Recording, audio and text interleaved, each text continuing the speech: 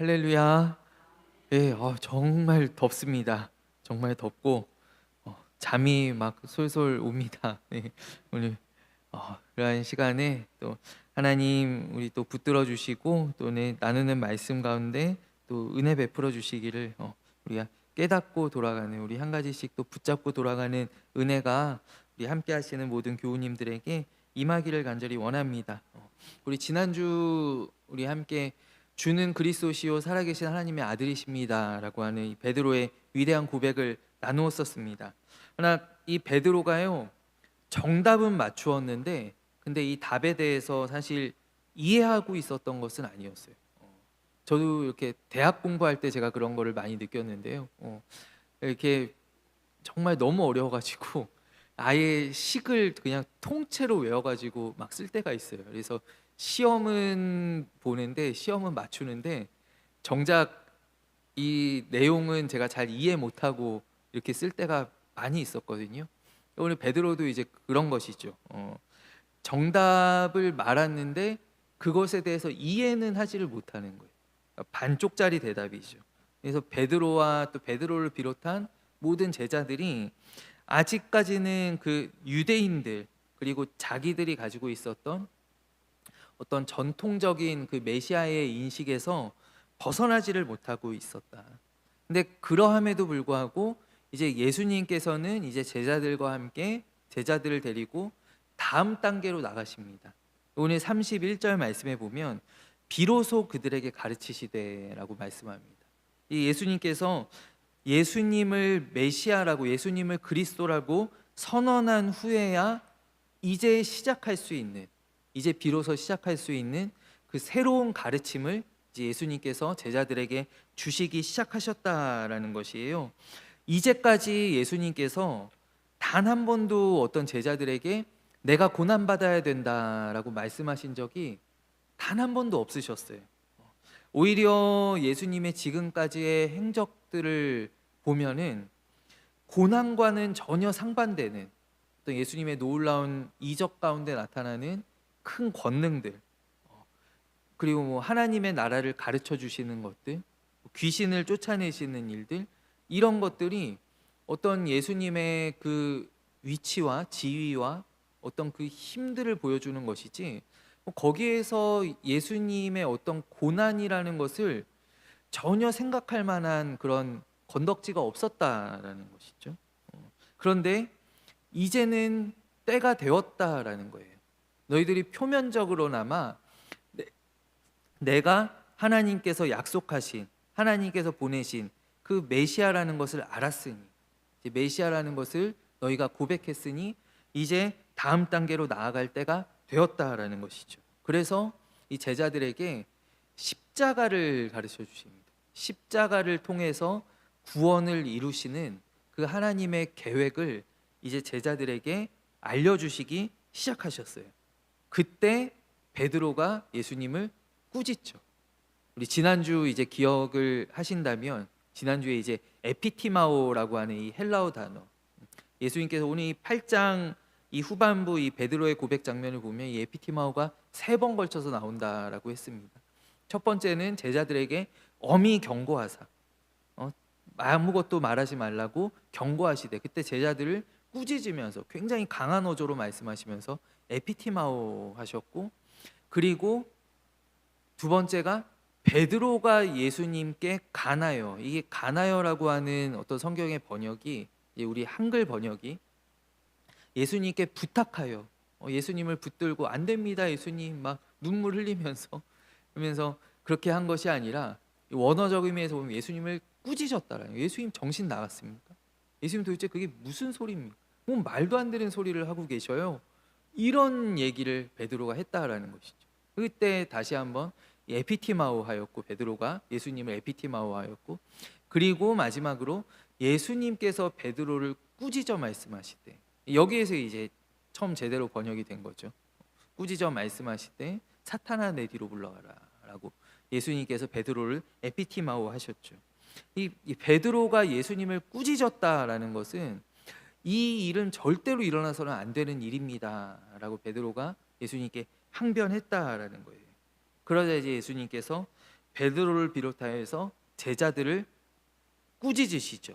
예수님께서 돌이키사 오늘 이 33절 말씀에 보면 예수님께서 돌이키사 제자들을 보시며 베드로를 꾸짖어라고 합니다. 그러니까 오늘 이 예수님께서는 베드로만이 아니라 베드로와 같은 생각을 지금 품고 있었던 이 베드로가 제자들을 사실 대변하여서 고백하고 대변하여서 예수님을 꾸짖은 것이지 이 제자들도 다 동의하는 바였어요. 그래서 베드로를 비롯한 이 제자들 전체를 예수님께서 꾸짖으셨다라는 것이죠. 인간의 생각대 어떤 하나님의 뜻 그거에 관하여서 예수님께서 말씀하니 네가 하나님의 뜻을 생각하지 아니하시고 도리어 사람의 일을 생각하는도다.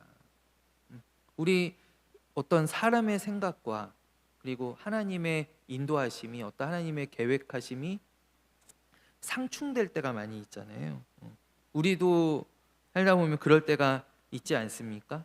저도 이렇게 말씀을 제가 준비하면서 이렇게 생각을 해보니까 저도 그런 일을 겪을 때 굉장히 하나님께 세게 말할 때가 저는 많이 있더라고요.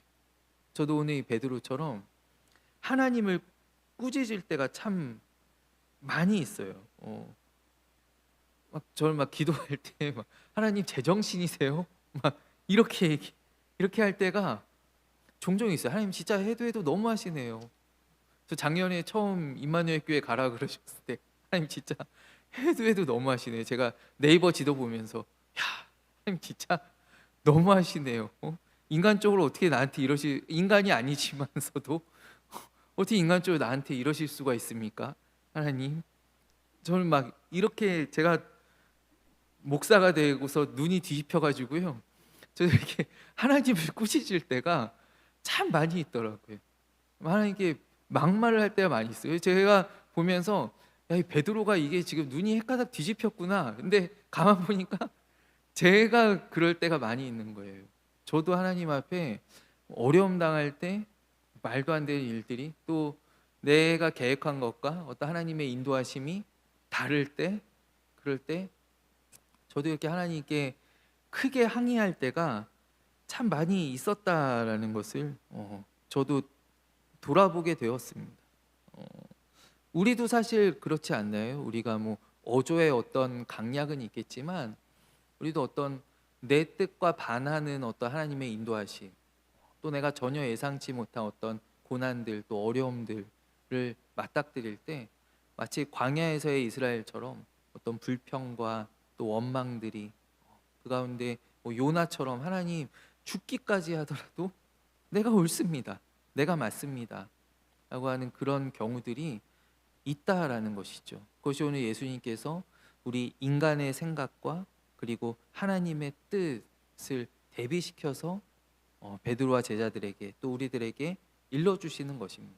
우리가 사람의 일들, 나의 일들, 특히 나의 먹고 사는 문제들, 나의 어떤 꿈과 나의 계획들 그런 것들을 바라보기 때문에 우리가 종종 하나님의 뜻을 거부하고 또 이해하지 못하고 그것을 받아들이지 못할 때가 있다라는 거예요.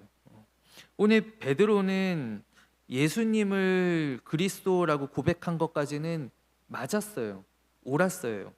그러나 그가 생각한 어떤 그리스도라는 것, 우리 히브리어로 마시아흐라고 하는 메시아라고 하는 것이 하나님께서 뜻하신 것과는 많이 달랐다라는 것이죠. 근데 또 한편으로는 아까 제가 말씀 잠깐 언급했던 바와 같이 지금까지 예수님께서 보여주셨던 그런 모습들이 어떤 그분의 강력한 힘이 귀신을 보면 예수님께서 쫓아내시고 병자를 만나면 예수님께서 고쳐주시고 또 바다의 풍랑이 일면은 예수님께서 잠잠하게 하시고 바다를 꾸짖으시고 또 수천 명이 모여 있어요. 예수님께서 먹여주시고 이러한 것들이 또 죄를 용서하셨다라고 선포하시고 네 죄가 사함을 받았느니라라고 죄 사함을 죄 용서함을 선포하시고 이러한 모습들이 보여주셨던 모습들이 예수님을 강한 메시아라고 생각하는 것이 당연했다라는 것이죠. 예수님을 강한 메시아로 생각하는 것이 한편으로는 당연했다라는 거예요. 그런데 예수님께서는 이것이 사람의 일을 생각한 것이지 하나님의 일을 생각한 것이 아니라고 잘라서 말씀하십니다. 굉장히 단호하게 말씀하십니다. 예수님께서 어떤 진정한 구원자, 또 예수님께서 진짜 베드로가 고백한 대로 그리스도가 되시는 길은 이 어떤 예수님께서 베푸시는 능력이 아니라 고난과 십자가에 있었다라는 것을 예수님께서 말씀하고 계시는 거예요. 가르치시기 이제 시작하신 거예요. 근데 베드로와 제자들은 이것을 용납할 수가 없었죠. 아직은 용납할 수가 없었어요. 사실 예수님께서 십자가에 달려 돌아가실 때까지 이 제자들은 용납하지 못했습니다. 예수님께서 3번에 걸쳐서 순환을 예고하시고 또 예루살렘에 올라가 붙잡히실 때까지도 뭐 이들은 하늘에서 천군 천사가 내려올 거라고 생각했던 것 같아요. 그러나 예수님께서 이 십자가에서 돌아가신 후에 이 완전히 소망이 꺾이죠. 완전히 힘을 잃어버리죠. 그러니까 그들은 그때까지도 그 마지막의 마지막 순간까지도 어떤 예수님께서 모든 것을 한 방에 뒤엎으시는 그런 어떤 강력한 메시아를 그들이 기대했었다라는 거예요. 예수님께 이것이 얼마나 중요했던지, 예수님께서 이 생각하시는 바라보시는 이 십자가의 사명이 얼마나 중요했던지, 예수님께서는 그 계획에 반대하는 사람은 그가 누구든지 간에 사탄이라고 칭하셨어요. 여기서 나오는 사탄이라고 하는 것은 참소자, 고발하는 자, 그러니까 사탄의 사주를 받은 사람으로 예수님께서 여기셨다라는 거예요. 그래서 오늘 이 예수님께서 베드로를 꾸짖으시는 장면이 사실 예수님 좀 되게 너무하시다. 우리 좀 인간적으로 그런 생각이 들잖아요. 왜냐하면 방금 전까지 예수님께서 베드로를 이렇게 칭찬하셨는데, 우리 마태복음에 보면 또 베드로가 받은 칭찬이 굉장히 상세하게 나와 있잖아요. 그러고 보니까 그 마가복음에는 베드로가 칭찬받은 장면도 안 나와 있네요. 이 마가복음이 그 베드로의 설교라 그랬잖아요. 베드로의 설교인데 베드로가 그 부분은 또 쏙 뺀 거예요. 예수님께서 야, 네가 하늘에서 땅에서 매면 하늘에서도 매일 것이요, 땅에서 풀면 하늘에서도 풀릴 것이다. 내가 천국의 열쇠를 너에게 맡겼다. 내가 너의 반석 위에 이 교회를 세우리라. 예수님께 얼마나 베드로를 극찬하십니까? 베드로를 크게 칭찬하시는데 이 마가복음에는 그 내용도 빠져 있어요. 베드로가 그런 거 이렇게 언급을 안 했었나 봐요. 근데 우리가 마태복음을 보면 예수님께 베드로를 정말 크게 칭찬하시잖아요. 그러고 나서 바로 베드로한테 사탄아 물러가라 이렇게 말씀하신 이 당하는 베드로의 입장에서는 이 얼마나 황당합니까? 지금 우리 스승님이 이랬다가 저랬다가 왔다 갔다 이 나한테 왜 칭찬하셨다가 또 이러셨다가. 근데 이거는 한편으로 보면은 베드로가 아니라 그 누구라도, 그러니까 이제 예수님께서 이 사명을 드러내셨다라는 것은 이 사명에 반대하는, 이 십자가에 반대하는 사람은 누구든 간에, 그것이 베드로건 아니면 자기 어머니 마리아건 간에 자기의 형제들이건 간에 누구든지 간에 예수님께서는 사탄의 사주를 받았다고 여기실 정도로 이 십자가의 사명을 중요하게 생각하셨다. 가장 중요하게. 그래서 이게 너무 베드로에게만 매정하게 하신 게 아니었다라는 거예요. 바울의 우리가 편지를 보면 고린도서에 보면 고린도전서 1장에 십자가에 못 박힌 그리스도가 유대인들에게는 거리끼는 것이요라고 말씀해요. 유대인들에게는 거리끼는 것이요, 또 이방인들 헬라인들에게는 미련한 것이다라고 말씀하세요. 이방인들의 눈으로 보기에는 뭐 절에서 어떻게 구원을 이루냐, 되게 미련한 것이고, 이 거리끼는 것이라고 하는 것은 원어적으로 보면은 걸려 넘어지게 하는 것입니다. 걸려 넘어지게 하는 것. 그러니까 유대인들이 십자가에 달린, 그러니까 더 분명히 말씀드리면 나무에 매달린 메시아를 받아들일 수가 없는 거예요.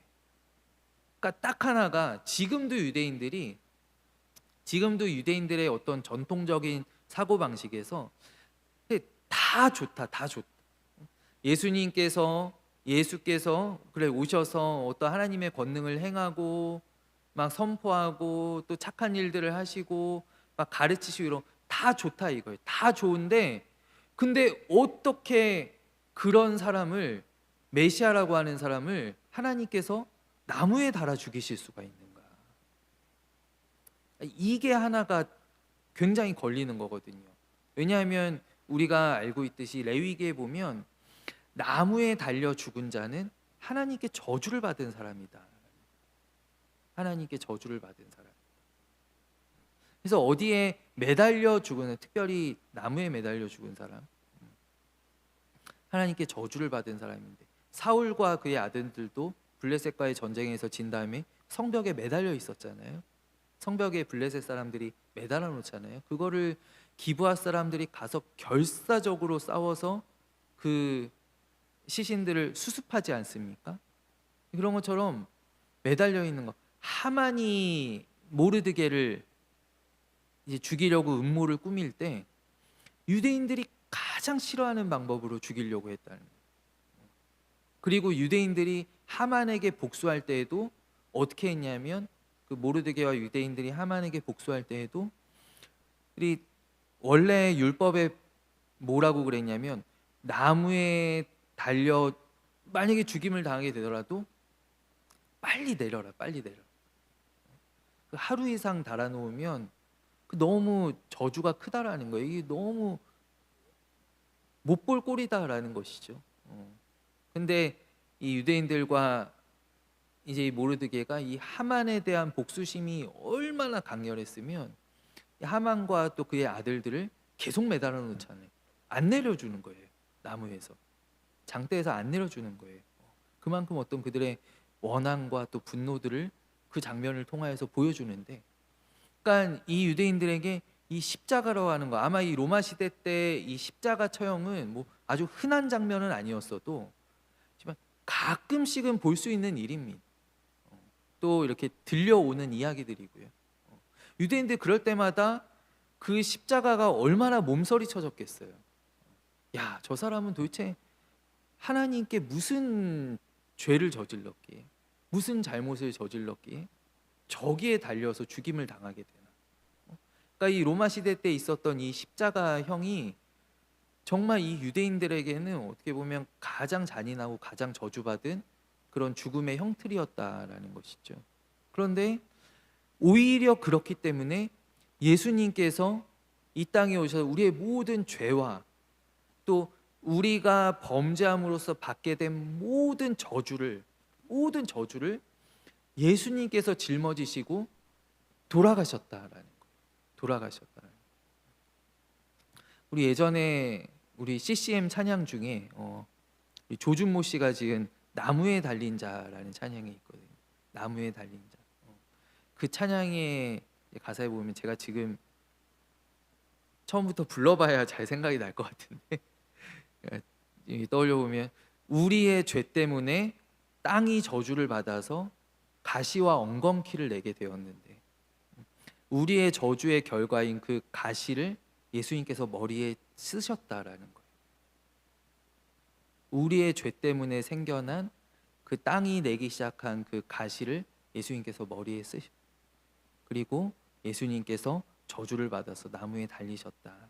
그것이 그 찬양의 이제 가사인데 예수님께서 그렇기 때문에 이 십자가가 예수님께서 우리의 모든 그냥 단순히 죽으시는 게 아니라 예수님께서 하나님께서 말씀하신 바 하나님께 정말 저주를 받아서 하나님께서 가장 엄히 금하시는 그 형벌로서 죽임을 당하셨다라는 것은 우리의 모든 죄뿐만이 아니라 저주들까지도 예수님께서 다 짊어지셨다라는 것이죠.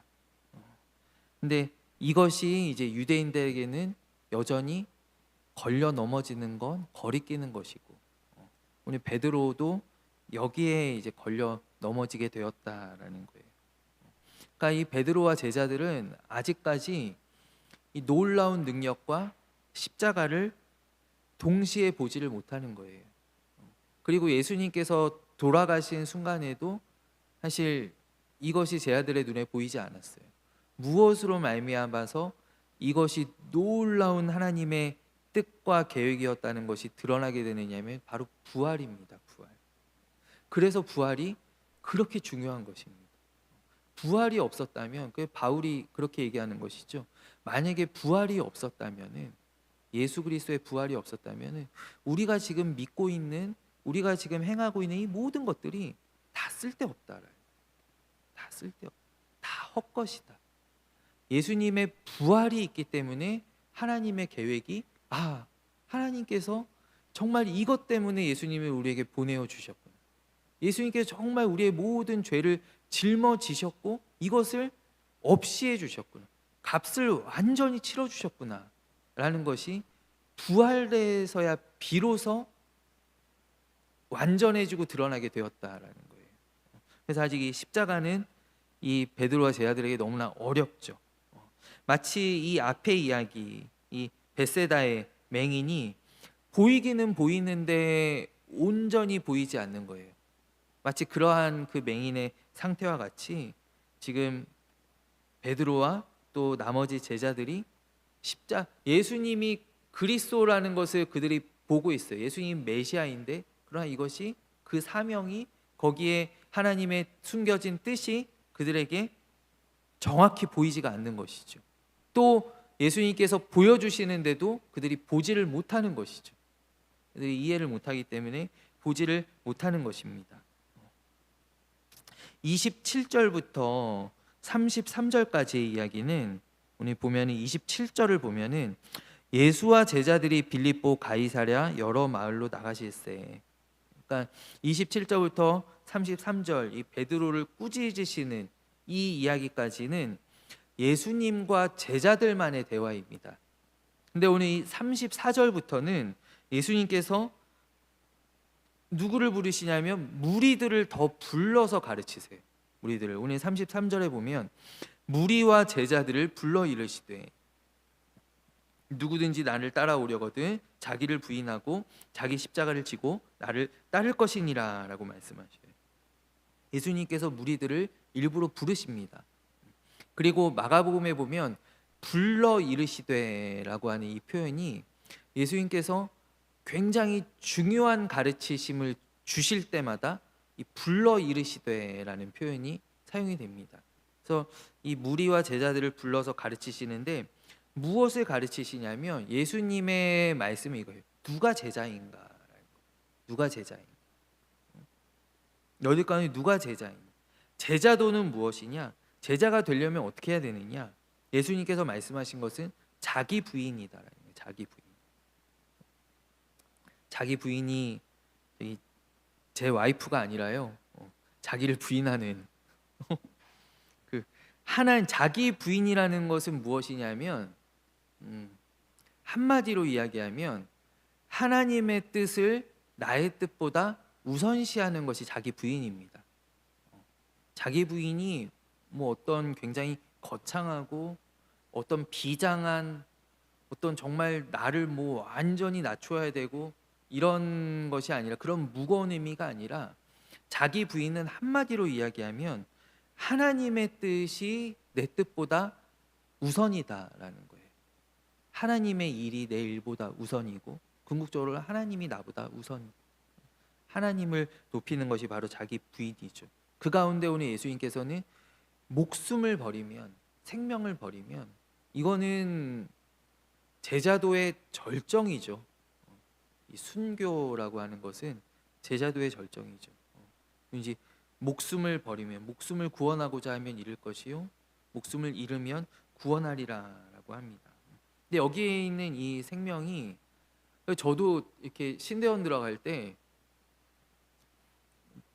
제가 이제 저희 신대원에 이제 저 때에는, 지금은 돌아가셨는데 교수님 두 분이 선교 신학 교수님하고 역사 신학 교수님 이렇게 한 분씩 각각 면접 들어오면 너 순교할 수 있어? 이렇게 물어보는 거예요. 너 순교할 수 있어? 거기서 조금만 어버버버거리면 내년에 다시 와 이러는 거예요. 내년에 다시 와 하고 면접에서 떨어뜨려요.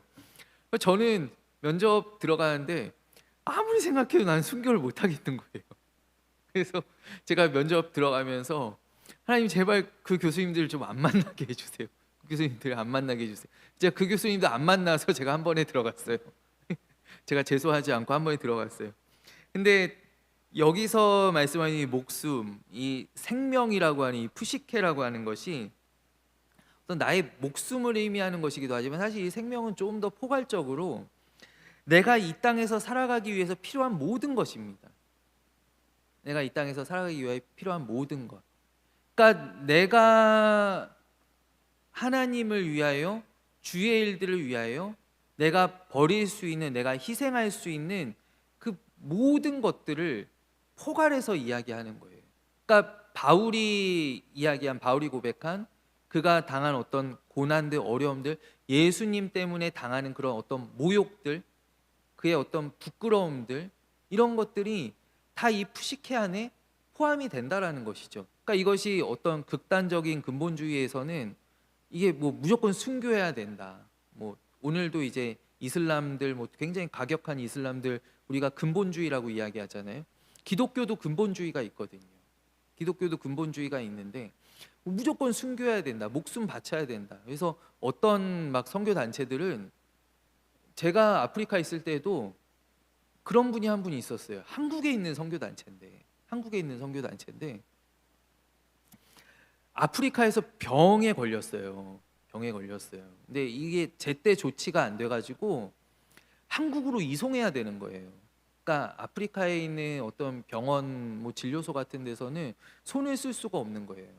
근데 한국에 있는 선교 본부에서 뭐라고 얘기를 하냐면 거기서 순교하라라는 거예요. 한국에 오지 말고 거기 순교하라고. 뭐 그것 때문에 서울에 들어오냐고, 한국에 들어오냐고. 그냥 거기 있어라. 어휴, 예. 아니 그게, 아니 왜 오면은 낫는데 오면 나와서 다시 나가서 하면 되지. 그게 그럴 필요가 뭐가 있습니까? 오늘 이 말씀이 마치 예수님께 목숨, 그럼 난 목숨 버려야 돼. 목숨 버리면 뭐 예를 들어 천국에서 뭐 남들은 뭐 20평 84m 제곱 국민 평수에 사는데 나한테는 140m 제곱 이게 준비되어 있을 거야. 뭐 이런 게 아니잖아요. 예. 그래서 주님을 위하여서 헌신하는 모든 것들로, 물론 그거에 이제 최고의 절정, 이제 최고봉은 이제 순교죠. 그러나 그렇다고 뭐 우리가 당장 우리 지금 여기에서 뭐 순교할 수 있는 자리가 어디에 있어요? 우리가 뭐 저기 전쟁하는 데로 나가야 되겠어요? 이스라엘하고 이란하고 전쟁하는데 거기 가서 우리가 목숨을 던져야 되겠어요? 그럴 일은 없죠. 예. 물론 하나님께서 어떤 그 자리 가운데, 그 시간에 그 자리 가운데 만약에 나를 부르신다면 그때 순종할 수 있는, 받아들일 수 있는 믿음 주시기를 저도 기도합니다. 저도 그렇게 되기를 원합니다. 그러나 내가 그 자리를 찾아서 들어가는 그거는 절대 아니라고 봅니다. 네, 오늘 이 말씀과 조금 대조해서 생각해 볼 만한 구절이 마가복음 10장에 있습니다. 바로 뒷장에 한번 한 장 넘기면 되니까요. 한번 같이 보시면 좋을 것 같아요. 두 장 넘기면 되는군요. 마가복음 10장 29절과 30절 말씀. 29절과 30절 말씀. 네, 함께 받들어 읽어볼까요? 예수께서 이르시되 내가 진실로 너희에게 이르노니 나와 복음을 위하여 집이나 형제나 자매나 어머니나 아버지나 자식이나 전토를 벌인 자는 현세에 있어 집과 형제와 자매와 어머니와 자식과 전토를 100배나 받되 박해를 겸하여 받고 내세에 영생을 받지 못할 자가 없느니라. 아멘. 오늘 이 8절 말씀에도 8장 35절 말씀에 누구든지 나와 복음을 위하여라고 말씀. 누구든지 나와 복음을 위하여. 또 우리가 10장 29절 말씀 가운데에도 내가 진실로 너희에게 이르노니 나와 복음을 위하여. 나와 복음을 위하여. 그러니까 이 목숨 그리고 우리가 살아가는데 필요한 것들, 주님 앞에 헌신할 수 있는, 내가 희생할 수 있는 것들, 또 우리 온 천하, 온 세상, 어떤 집, 형제, 자매, 어머니, 아버지, 자식, 전토, 내가 살면서 내가 살아가는, 그러니까 내가 하나님을 앞세우기 위해서 내가 내려놔야 하는, 내가 희생해야 하는, 내가 포기해야 하는 그 모든 것들을 하나님께서는 기억하신다라는 거예요. 기억하시고 갚아주신다.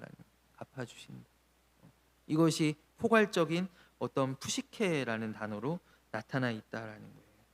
예수님을 아는 것, 예수님을 얻는 것, 그것이 다른 그 무엇을 희생하더라도 바꿀 수 없는 남는 장사라는 것이, 남는 장사.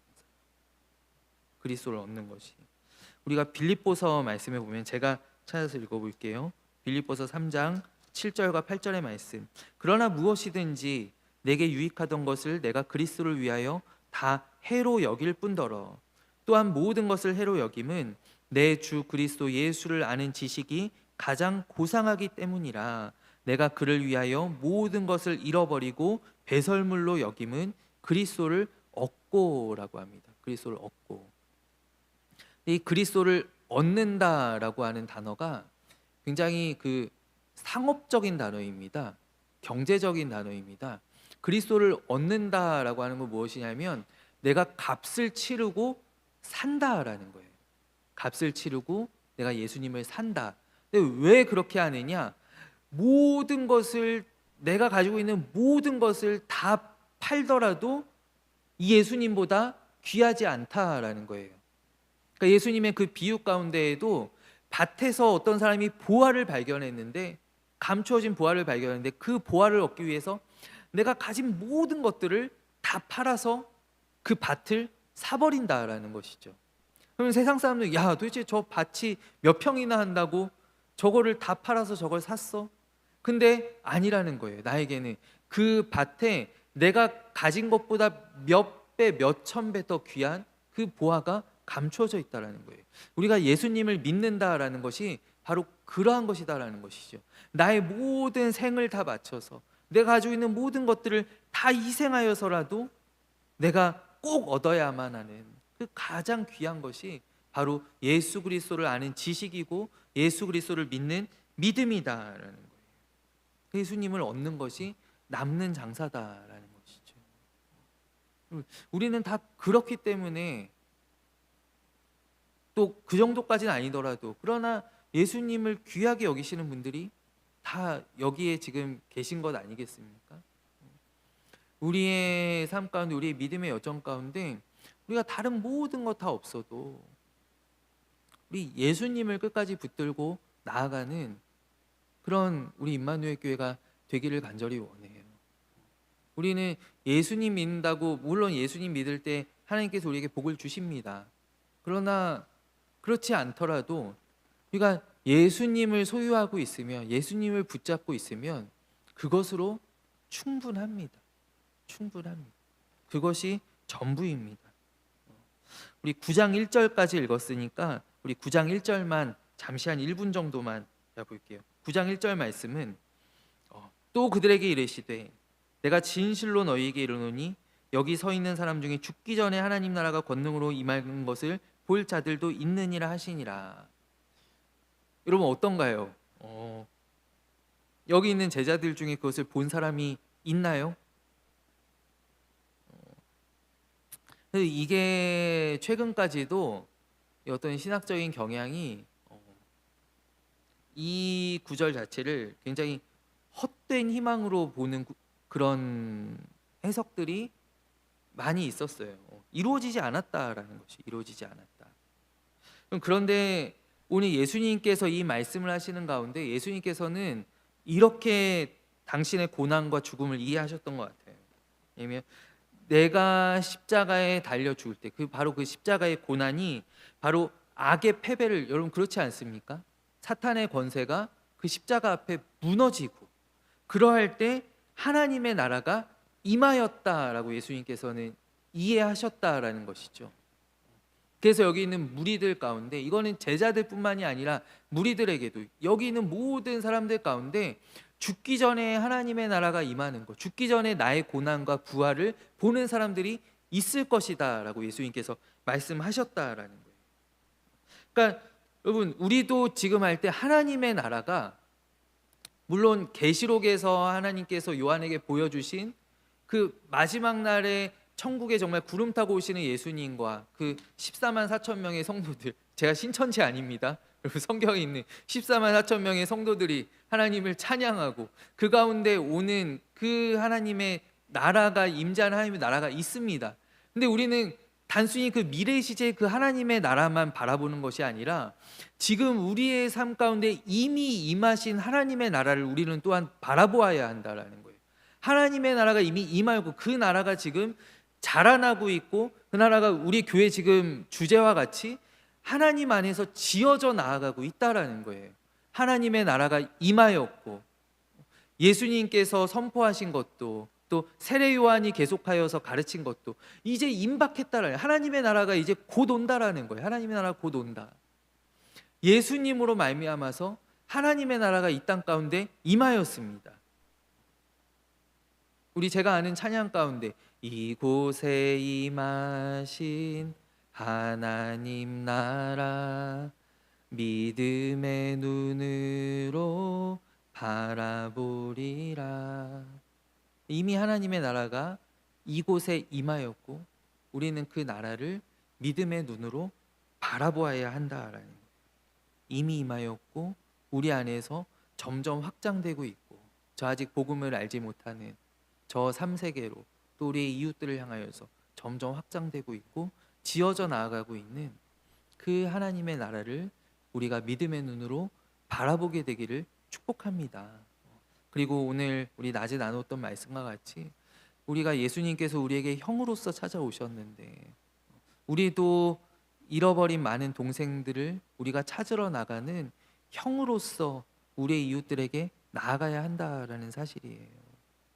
그래서 우리에게 지금 이미 임한 이 하나님의 나라를 우리가 믿음 가운데 바라보며 또 그 나라의 부흥을 우리가 꿈꾸며, 우리가 예수님께서 나에게 주신 은혜들을 늘 되새기며 오늘 말씀과 같이 나를 부인하고 예수님의 십자가 바라보며 이 믿음의 길을 잘 걸어갈 수 있는, 승리할 수 있는 그런 저와 여러분들의 복된 믿음의 삶이 되기를 간절히 원합니다. 우리 이 시간 함께 기도하고 또 축도함으로 오늘 예배를 마치겠습니다. 하나님 아버지 감사합니다. 하나님, 오늘 마가복음 또 우리 8장의 말씀을 우리 벌써 3주간에 걸쳐서 길게 나누었습니다. 아버지, 그 말씀 가운데 또 우리로 깨닫게 하시고 또 감추어져 있는 것들을 우리로 보게 하시니 주여 감사합니다. 하나님, 우리의 삶 가운데 우리 십자가를 붙잡는 우리의 삶이, 우리 하나님의 뜻과 또 나의 생각들이 충돌할 때 우리 하나님의 뜻을 우선시할 수 있는 아버지 그러한 믿음이 아버지 우리 모두에게 임하게 하여 주시옵소서. 이곳에 이미 임한 그 하나님의 나라를 우리가 믿음으로 바라보며 또 소망 가운데 꿈꾸며 나아가는 아버지 이 땅에서의 우리 복된 믿음의 여정 되기를 주여 소원합니다. 이제 또 세상 가운데로 나아가시는 우리 모든 성도님들 주님께서 축복하여 주시고 또 주님의 오른손으로 굳게 붙잡아 주셔서 아버지 한 주도 믿음 가운데 승리하게 하시고 우리의 모든 만남과 또 우리 모든 행하는 일들 가운데 하나님 은혜 위에 은혜로서 함께하여 주시옵소서. 모든 말씀 우리와 함께 하시는 예수 그리스도의 이름으로 기도하옵나이다. 아멘. 이제는 우리 주 예수 그리스도의 은혜와 하나님 아버지의 사랑과 성령님의 교통하심이 오늘 사랑하는 우리 임마누엘 교회 모든 교우님들 머리 위에 가정과 또 모든 기도의 제목들 위에 이제로부터 영원까지 함께하옵시기를 간절히 축원하옵나이다. 아멘.